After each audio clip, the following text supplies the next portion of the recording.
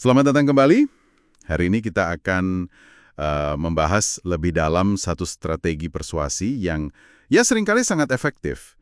Ini kita ambil dari sumber kita soal seni rayuan, yaitu konsep membuktikan diri.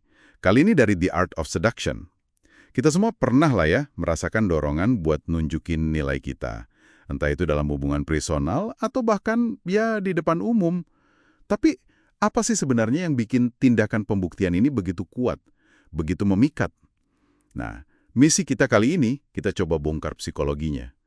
Kenapa membuktikan diri bisa jadi kunci buat menepis keraguan dan memenangkan hati atau pengaruh seseorang?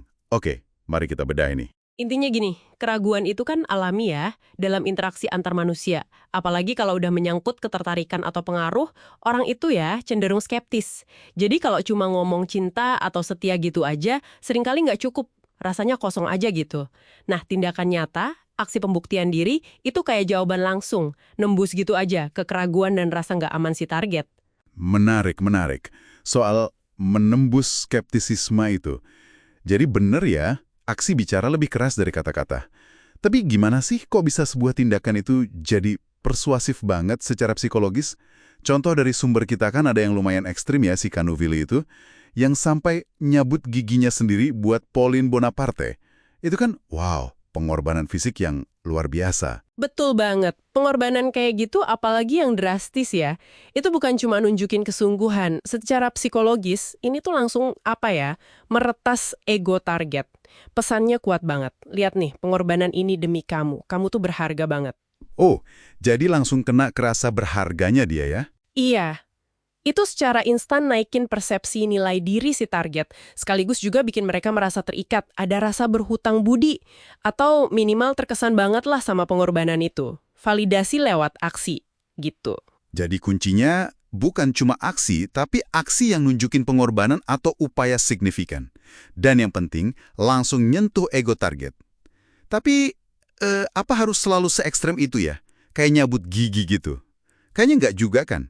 Sumber kita juga nyebut soal Count Grammont. Pendekatannya beda banget waktu deketin Marion Delorme. Nah, itu dia. Grammont ini nunjukin kalau pembuktian diri yang efektif itu harus cerdas, mesti disesuaiin sama apa yang dihargai si target. Marion ini kan suka sama kecerdikan, sama keberanian yang agak nakal gitu. Grammont kan nggak pamer kekuatan fisik atau harta, tapi dia ngakalin saingannya, si Duc de Brissac itu, dengan cara yang cerdik sekaligus menghibur, cuma biar bisa ketemu Marion. Haha, cerdik ya? Iya kan? Dia ngebuktiin kualitas yang spesifik dicari Marion. Kecerdasan dan keberanian yang unik, bukan sekedar pengorbanan fisik biasa. Kuncinya yaitu, baca target Anda. Apa sih yang menurut dia bernilai? Oke. Itu ngejelasin kenapa strateginya perlu adaptif ya. Tergantung orangnya.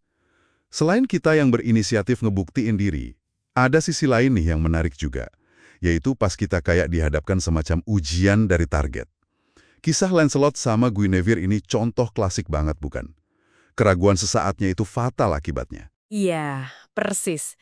Momen keraguan Lancelot pas mau naik ke kereta hina itu contoh sempurna. Ini nunjukin kalau dalam dinamika pembuktian diri, seringkali yang dituntut itu pengabdian yang, total. Tanpa ragu sedikit pun, apalagi kalau targetnya secara nggak langsung atau bahkan langsung nguji kita. Keraguan sekecil apapun bisa dianggap kurangnya komitmen penuh. Dan ini nggak cuma di ranah pribadi loh. Coba lihat D'Annunzio. Ah iya, D'Annunzio. Yang tadinya reputasinya penulis dekaden gitu ya, terus berubah total setelah aksinya di Perang Dunia Pertama. Tepat sekali. Keberaniannya di medan perang itu jadi bukti karakter yang jauh melampaui citra lamanya. Ini nunjukin gimana tindakan heroik atau signifikan di mata publik bisa jadi alat rebranding yang kuat banget. Ngebuktiin kualitas yang mungkin tadinya diragukan orang. Ini nyambungin pembuktian diri ke manajemen reputasi skala besar. Oke, jadi kalau kita tarik benang merahnya nih buat Anda yang lagi dengerin, paham pola pembuktian diri ini bisa bantu kita lah ya buat navigasi interaksi sosial dan pengaruh.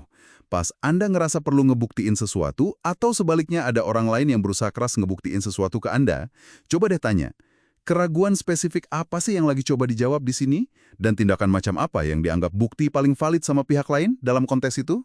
Iya, intinya membuktikan diri yang efektif itu soal tindakan nyata yang dirancang khusus buat jawab keraguan spesifik target Anda, bukan sekedar pamer secara umum, tapi demonstrasi yang terarah, nunjukin kualitas yang mereka hargai, entah itu kesetiaan tanpa syarat, kecerdikan, keberanian ngambil resiko, atau pengorbanan pribadi. Dan itu semua lewat aksi nyata, bukan cuma kata-kata. Nah, sebagai penutup nih, ada satu hal buat Anda renungkan. Mengingat betapa kuatnya ya dampak psikologis dari pembuktian diri ini, seberapa sering sih tindakan heroik atau pengorbanan yang kita lihat, baik skala personal maupun publik, itu sebenarnya manuver manipulatif yang sangat lihai? Dan di titik mana sebuah pembuktian yang tulus itu mulai berubah jadi strategi yang terencana? Coba pikirkan deh. Sampai jumpa di pembahasan berikutnya.